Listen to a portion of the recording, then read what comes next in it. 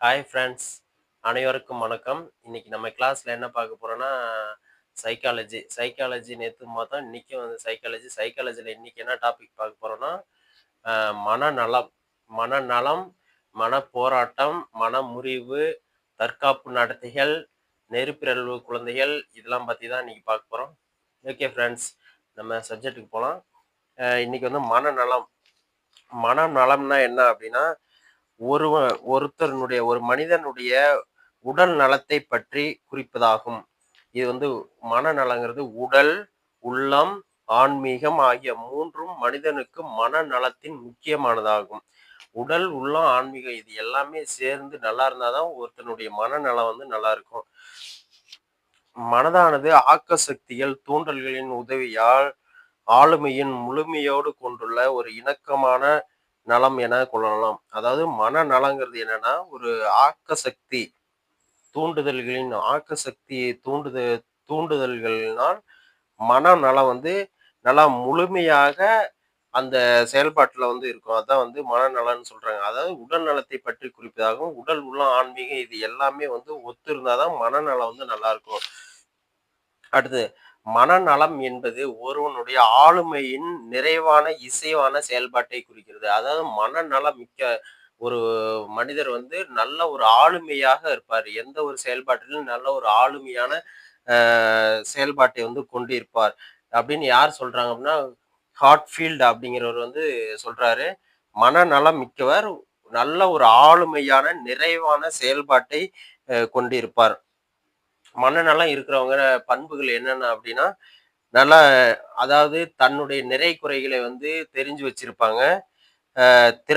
தன்னுடைய திறமைக்கேற்ற செயல்பாட்டை வந்து தேர்ந்தெடுப்பாங்க. எந்த சூழ்நிலையிலும் வந்து தன்னைய இணக்கப்படுத்திக்குவாங்க. நல்ல மனவெழுச்சி கொண்டிருப்பாங்க. நுண்ணறிவு, சரியான முடிவு, அடுத்தது கற்பனை கற்பனை உலகில் இல்லாமல் இருக்கிறது. நிஜ வாழ்க்கை வாழ்வாங்க. எந்த பிரச்சனையும் வந்து ஈஸியா வந்து எதிர்கொள்வாங்க. நல்லா மதிப்போட சமூகத்துல இருப்பாங்க. ஆரோக்கியமான உடல் நலம், மனவளம்லாம் பெற்றிருப்பாங்க. தன்னம்பிக்கை உடையவரா இருப்பாரு. அ உழைப்பில் வந்து திருப்தி கொண்டு இருப்பாரு. தன்னுடைய செய்யும் செயல்ல வந்து திருப்தியோட இருப்பாரு. இதுதான் வந்து மனநலம் மிக்கவரின் பண்புகள். அடுத்தது அத மனநலத்த வந்து வளர்ப்பதற்கான சில வழிமுறைகள்லாம் இருக்கு. என்னென்ன அப்படின்னா, நல்ல உடல் வளர்ச்சி, நல்ல மன எழுச்சி வளர்ச்சி, சமூக உறவு, ஆசிரியரின் பங்கு, திறனும் தேவையும், அவாநிலை, தேவையில்லா போட்டியினை தவிர்த்தல், வாசித்தல், மனநலம், ஆர்வத்தின் வகை இதெல்லாம் வந்து மனநலத்த வந்து நல்லா வளர்ப்பதற்கு உண்டான வழிமுறை என்னன்னா, நல்ல உடல் வளர்ச்சி, மன எழுச்சி வச்சு, சமூகத்தின் உறவு, பழக்கவழக்கங்கள், அ ச அதாவது கிளாஸ் ரூம்ல வந்து நல்லா மற்றவங்களோட நல்லா ஸ்பீச் பண்றது, நல்லா பழகுறது, இதெல்லாம் வந்து நல்ல மனநிலையை வளர்ப்பதற்கு உண்டான செயல்கள். அடுத்து மனநலவியல் அப்படின்னா என்னன்னா, மனநலவியல் என்பது ஒரு அறிவியலே. மனநோய்களை தடுத்தல், மனநலன்களை பாதுகாத்தல் மற்றும் மனநோய்களை குணமாக்குதல். இது எல்லாமே மனநலவியல்ல வந்து இப்ப படிக்க போறோம். மனநலவியல்ல வந்து 3 முக்கிய நோக்கங்களை கொண்டுள்ளது அப்படின்னு சொல்றாங்க. அது என்னன்னா தடுத்தல். ஃபர்ஸ்ட் மனநோய்களை தடுத்தல், மனநோய்களை பாதுகாத்தல், மனநோய்களை குணப்படுத்துதல். ஃபர்ஸ்ட் தடுக்கிறது, அடுத்து பாதுகாத்துறது, அடுத்தது குணப்படுத்துதல். இதுதான் மனநலவியல் வந்து சொல்லுது.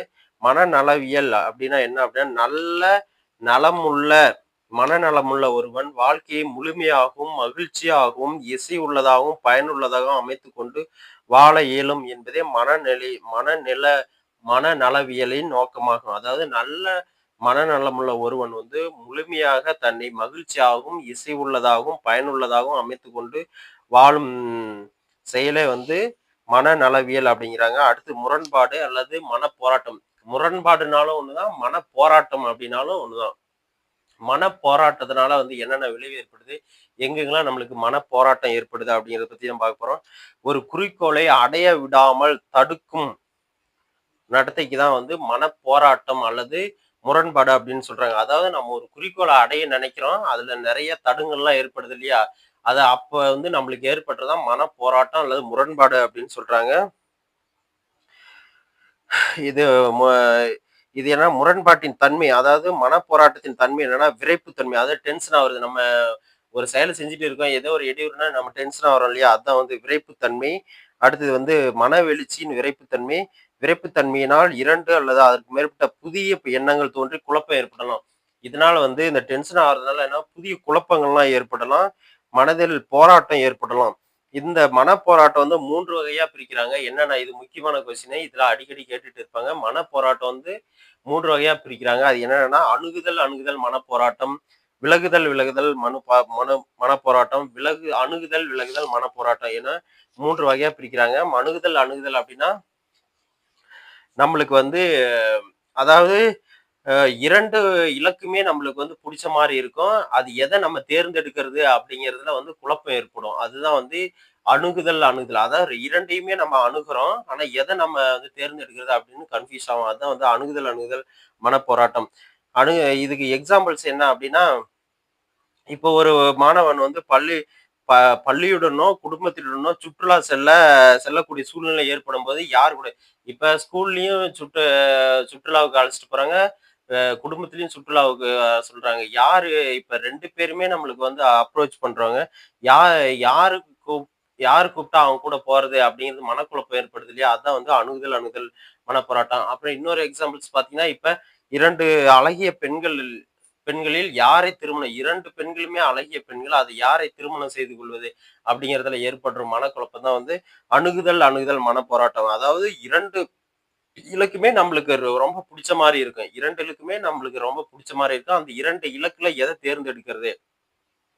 அப்படிங்கிறத பத்தி தான். இப்ப பார்த்தீங்கன்னா, ம் அதே மாரி நெறைய எக்ஸாம்பிள் சொல்லலாம்.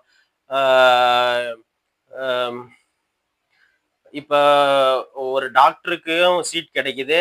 அதே ஒரு ம் நல்லா அவனுக்கு புடிச்ச ஏரோநாட்டிக்கல் இந்த மாரி சீட் கிடைக்குது. அப்படிங்கும்போது வந்து 2மே அவனுக்கு புடிச்ச சப்ஜெக்ட்டா இருக்கு. எத தேர்ந்தெடுப்பது அப்படிங்கிறத பத்தி அந்த மாரி இலக்குல வரும்போது தான் வந்து அணுகுதல் மனப்போராட்டம். அடுத்து விலகுதல் மனப்போராட்டம் அப்படின்னா 2 இலக்குமே நம்மளுக்கு வந்து தேவையில்லாம இருக்கும். அதாவது 2மே நம்மளுக்கு புடிக்காம இருக்கும். அதான் வந்து விலகுதல் மனப்போராட்டம். இது இருதலை கொல்லி எறும்பு எறும்பு போல அப்டின்னும் இந்த போராட்டத்த வந்து சொல்றாங்க. எதுனா விலகுதல் அப்டின்னா, இருதலை கொல்லி எறும்பு போல அப்டின்னும் இந்த போராட்டத்த சொல்லுவாங்க. எக்ஸாம்பிள்ஸ் பார்த்தீங்கன்னா, கணித தேர்வினை எழுத இயலாமை. அதே சமயம் ஆசிரியரின் தண்டனையையும் விரும்பாமை. இன்னொரு எக்ஸாம்பிள்ஸ் பள்ளிக்கு தாமதமாக செல்ல விருப்பமின்மை. அதே சமயம் வந்து வீட்டிற்கு செல்ல விருப்பமின்மை. பள்ளிக்கு செல்லவும் விருப்பம் இல்ல, வீட்டிற்கு செல்லவும் விருப்பம் இல்ல. கணிதத் தேர்வு எழுதாத எழுத எழுதத் தெரியாது. அதே சமயம் அ ஆசிரியரின் தண்டனையும் வந்து நம்ம வாங்க முடியாம இருக்கும். அதான் வந்து விலகுதல். அடுத்து விலகுதல்னா ஒரு இலக்கு வந்து அணுகுறதா இருக்கும். இன்னொரு இலக்கு வந்து விலகு விலகுறதா இருக்கும். இதான் வந்து விலகுதல் மனப்போராட்டம். எக்ஸாம்பிள்ஸ் பார்த்தீங்கன்னா, ஒரு மாணவனுக்கு இன்றைய கல்வி முறையின் மீது வெறுப்பு இருக்குது. இருந்தாலும் அந்த கல்வியின் மீது நம்ம நாட்டம் கொண்டு படிக்கிறோம் இல்லையா? அதான் வந்து அணுகுதல், விலகுதல் மனப்போராட்டம். ஒரு சிக்கலான சூழ்நிலையில் மகன் தன் தந்தையிடமிருந்து அன்பையும், அதே சமயம் வந்து கண்டிப்பையும் வந்து பெறுகிறான். ஒரு சிக்கலான சூழ்நிலையில் வந்து மகன் வந்து தந்தையிடமிருந்து அன்பையும், அதே சமயம் வந்து அ தந்தையிடம் வந்து அன்பையும் வாங்குறான். அதே சமயம் கண்டிக்கிறான். அதான் வந்து ஒண்ணு அணுகுதல், ஒண்ணு விலகுதல். எ இந்த ஒரு சப்ஜெக்ட் அதுல வந்து வெறுப்பா இருந்தாலுமே, மாணவனுக்கு ஒரு சப்ஜெக்ட்ல வெறுப்பா இருந்தாலுமே, அதன் மீது கொஞ்சம் நாட்டம் கொண்டு படித்தல். இதுதான் வந்து விலகுதல், மனப்போராட்டம். அடுத்து மனமுறிவு. மனமுறிவு எப்படி ஏற்படுது அப்படின்னா, மனப்போராட்டத்தால் தான் மனமுறிவு ஏற்படும். அதாவது ஒரு ஆசையை அல்லது தேவையை தடைப்படுத்தும்போது ஏற்படும் மனவெழுச்சியின் விரைப்பு தான் வந்து மனமுறிவு அப்படிங்கிறாங்க. ஒரு ஆசை அல்லது தேவையை வந்து தடைப்படுத்தும்போது ஏற்படும் மன எழுச்சி விறைப்புத்தன்மை தான் வந்து மனமுறிவு. மனமுறிவுனால் வந்து மனக்குழப்பம் இதெல்லாம் ஏற்படும். அடுத்தது பொருத்தப்பாடு. பொருத்தப்பாடு என்ன அப்படின்னா, அதாவது அட்ஜஸ்ட்மென்ட். அட்ஜஸ்ட்மென்ட் அப்படிங்கிறது தான் வந்து பொருத்தப்பாடு. அதாவது ஒரு உயிர் வந்து ஒரு சூழ்நிலைக்கு போகும்போது, அதுக்கு தகுந்த மாரி நான் அதனுடைய தேவைகளையோ வந்து மாற்றிக்கொள்ளும். இதுதான் வந்து பொருத்தப்பாடு அப்படிங்கிறோம். அதாவது சார்லஸ் டார்வின் பரிணாம கொள்கையை வந்து நம்ம ஏற்கனவே பார்த்திருப்போம். அது வந்து என்னன்னா, ஒரு தகவமைப்புக்கு தகவமைப்புக்கு தகுந்த மாரி வந்து அந்த அந்த விலங்குகளாவது, அந்த உயிரினங்கள் வந்து அதுக்கு மாற்றிக்கொள்ளும். அதுதான் வந்து பொருத்தப்பாடு அப்படின்னு சொல்றாங்க. இணங்கி நடத்தல் அல்லது பொருத்தப்பாடு என்பது பிரச்சனையை கையாளும் முறையும், ஒரு குறிக்கோளினை நிறைவேற்றிக் கொள்ளும் முறையும் ஆகும். அதாவது ஒரு சூழ்நிலைக்கு ஏற்ற மாரி இணங்கி நடத்தல். அதுதான் வந்து பொருத்தப்பாடு. இதுதான் முக்கியமானது. பொருத்தப்பாடு இன்மை அப்டின்னா, அதான் இப்ப பொருத்தப்பாடு இல்லை அப்டின்னாவே நம்மளுக்கு தெரியும். அதுல வந்து நெறைய மன எழுச்சி, சமநிலையின்மை, அந்த செயல்ல வந்து நம்ம ஒத்து இருக்க மாட்டோம். இதனால வந்து அந்த இடத்துல வந்து விலகி இருக்கணும்னு நெனைப்போம். இதுதான் வந்து பொருத்தப்பாடின்மை இல்லாம இருப்பதற்கான காரணங்கள். பொருத்தப்பாடின்மைக்கான காரணங்கள் என்ன? மனசோர்வு, மனப்போராட்டம், ஏழ்மை, சீர்குலைந்த வீட்டு சூழ்நிலை, ஒதுக்கப்பட்ட குழந்தை, இதெல்லாம் வந்து பொருத்தப்பாடின்மைக்கான காரணங்கள். அடுத்து தற்காப்பு நடத்திகள். தற்காப்பு நடத்தைனா என்ன அப்டின்னா, அதாவது தன்னுடைய மனக்கவலைகளை தனக்கு மனக்கவலை ஏற்படும் அப்படிங்கிற சமயத்துல வந்து அதிலிருந்து நம்மள வந்து தற்காத்து கொள்ள பயன்படுத்தும் நடத்தையை தான் வந்து தற்கால நடத்தைன்னு சொல்றாங்க. அதாவது ஒரு மனிதன் தனது மன போராட்டங்களிலிருந்து தற்காலிகமாக பாதுகாத்து கொள்ள பயன்படுத்தப்படுது. என்ன அப்படின்னா, எக்ஸாம்பிள்ஸ் என்ன அப்படின்னா, இப்ப ஆ ஒரு சிறுவன் வந்து தன்னிடம் வந்து உடல் குறைபாடு இருக்குன்னு நினைக்கிறான். அந்த குறைபாட்ட மறைக்கிறதுக்கு அவன் கல்வியில வந்து நல்லா சிறந்து டேலண்டா இருப்பான். அறிவு வளர்ச்சியிலும் நல்ல மதிப்பெண்கள் எடுத்து கிளாஸ் ரூம்லயே ஃபர்ஸ்ட்டா இருப்பான். அதுதான் வந்து அதாவது உன்ன ஈடு செய்யறதுக்கு, அதாவது அந்த தன்னிடம் இருக்க குறைகள வந்து நிவர்த்தி பண்றதுக்கு வந்து இன்னொரு செயல்ல நல்லா ஈடுபாடோட இருப்பான். அதுதான் வந்து தற்காப்பு நடத்தை அப்படின்னு சொல்றாங்க.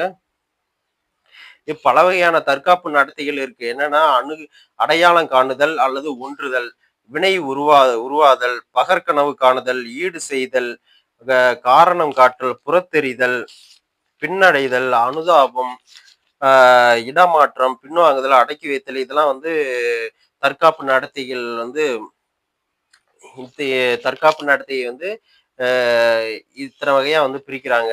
தற்காப்பு நடத்தைகள் வகைகள். அதாவது அடையாளம் காணுதலு, அடையாளம் காண்றதுன்னா என்னன்னா, ஒரு சிறுவன் வந்து தன் பெற்றோரிடமிருந்து தன் பெண் என அடையாளம் காணுது. வினை உருவாதல் அப்டின்னா, அ எ ஒரு சுடுகாடோ, இல்ல இடுகாட்டை வந்து கிராஸ் பண்ணும்போது என்ன பண்ணுது, அவன அந்த பயத்த போய்க்கிறதுக்கு சந்தோஷமா விசில் அடிச்சுக்கிட்டு ஒரு நல்ல பாட்டு பாடிட்டு ஓடியாரான் இல்லையா?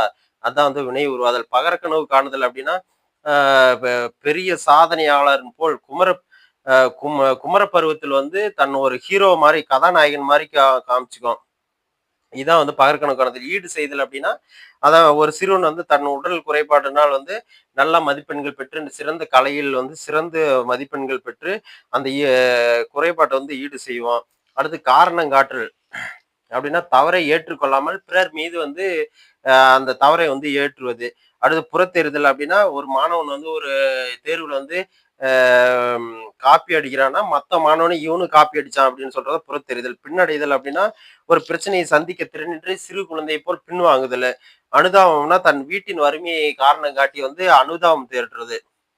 இடமாற்றம் அப்படின்னா, ஒரு அ அதாவது தன் மனைவிக்கு பயந்து சட்டிப்பானைகளை உடைத்தவன் கதை தான் வந்து இடமாற்றம். இதான் தெரியும். அதாவது தன் ஆசிரியர் மீது உள்ள கோபத்தை அவர் மீது காட்ட இயலாமல் ஆசிரியர் மீது உள்ள கோபத்தை வந்து அவர் மீது காட்ட இயலாமல் அவரால் ஆதரிக்கப்படும் வகுப்பு தலைவன் மீது காட்டுவது தான் வந்து இடமாற்றம். அதாவது ஒரு இடத்துல காமிக்கிற கோபத்தை வந்து இன்னொரு இடத்துல காமிக்கிறது இடமாற்றம். அடுத்து அடக்கி வைத்தல். தற்காப்பு நடத்தையில மனிதர்களிடம் செயல்படுத்தாவிட்டால் மனநோய் ஏற்படும். தற்காப்பு நடத்தை மனிதனிடம் செயல்படுத்தா விடாமல் இருந்தால் மனநோய் ஏற்படும். அடுத்தது வந்து மனநோய். மனநோய்னா என்ன தெரியும்? ஒரு மனிதன் வந்து நடத்தைகள், அனுபவங்கள், சிந்தித்து செயல்படுதல் ஆகியவற்றிலிருந்து பெரிதும் விலகி, வித்தியாசமாக இருத்தல் மனநோய். எந்த ஒரு நடத்தை, அனுபவம், சிந்தித்து செயல்படுதல் இதெல்லாம் இருந்து விலகி இருந்தான்னா, அவன் மனநோய் இருக்கு அப்படின்னு அர்த்தம். இதெல்லாம் என்னன்னு பார்த்து அதாவது இந்த மனநோய் இருக்கிறது பார்த்தீங்கன்னா, மனநோய்னா வந்து கவுன்சிலிங் குடுத்து அவங்கள வந்து ரிலீஃப் பண்ணலாம். அடுத்தது மனநோயின் அறிகுறிகள் என்ன? சிந்தனையில் குழப்பம், தவறான நம்பிக்கை, உணர்ச்சி மாற்றம் இதெல்லாம் வந்து அவங்களுக்கு இருக்கும். அடுத்து மூளையின் செயல்திறன் குறைபாடு இதெல்லாம் இருக்கும். அடுத்தது வந்து பார்த்தீங்கன்னா, நெறிப்பிறழ்வு குழந்தைகள். நெறிப்பிறழ்வு குழந்தைகள் அப்படின்னா, அதாவது எக்குற்றங்களை பெரியவர்கள் செய்தால் சட்டப்படி தண்டிக்கப்படுகிறார்களோ, அந்த குற்றங்களை சிறுவர், சிறுமியர் செய்யறது தான் வந்து நெறிப்பிரளுடைய குழந்தைகள் அப்படின்னு சொல்றாங்க. எந்த குற்றங்கள் பெரியவர்கள்லாம் செஞ்சா அது சட்டப்படி தண்டிக்கப்படுகிறார்களோ, அதையே வந்து சிறுவரும், சிறுமியும் செஞ்சாங்கன்னா, அதான் வந்து நெறிப்பிரளு குழந்தைகள் அப்படின்னு சொல்றாங்க. இந்த நெறிப்பிரளுக்கு வந்து பல்வேறு காரணங்கள் இருக்கு. அவங்க வீட்டு சூழ்நிலை, மனநலம், உடல்நலம், பொழுதுபோக்கு சாதன வசதியின்மை இதனால வந்து நெறிப்பிரளு குழந்தைகள் வந்து ஏற்படுறாங்க. ஏன்னா, அவங்களுக்கு சரியான ஒரு வழிகாட்டுதல் இல்லாதனாலே நெறிப்பிரளு வந்து குழந்தைகளுக்கு ஏற்படுது. ஓகே. அடுத்தது பார்த்தீங்கன்னா, இத ஆசிரியரின் மனநலத்தை எப்படி வந்து இதெல்லாம் பாதிக்கும் அப்படிங்கிறத கற்றல் கற்பித்தல் நிகழ்ச்சியின் போது இதெல்லாம் வந்து பாதிக்கும். இதெல்லாம் வந்து இதனால வந்து வேலையில் திருப்தியின்மை ஏற்படும். ஆசிரியர்களுக்கு அளவுக்கு அதிகமான ஏக்கம் ஏற்படும். ஓகே. இந்த நெறிப்பிரவு குழந்தைகளால. இதெல்லாம் போக்கணும் அப்படின்னா, அவங்களுக்கு உண்டான அவங்க என்ன அவங்க சுற்றுப்புற சூழ்நிலை, வகுப்பறை சூழ்நிலை இதெல்லாம் கருத்தில் கொண்டு அதற்கு ஏற்ற மாரி வந்து அவங்களுக்கு கற்றல் கற்பித்தல் நிகழ்ச்சி வந்து நடத்தப்பட வேண்டும்.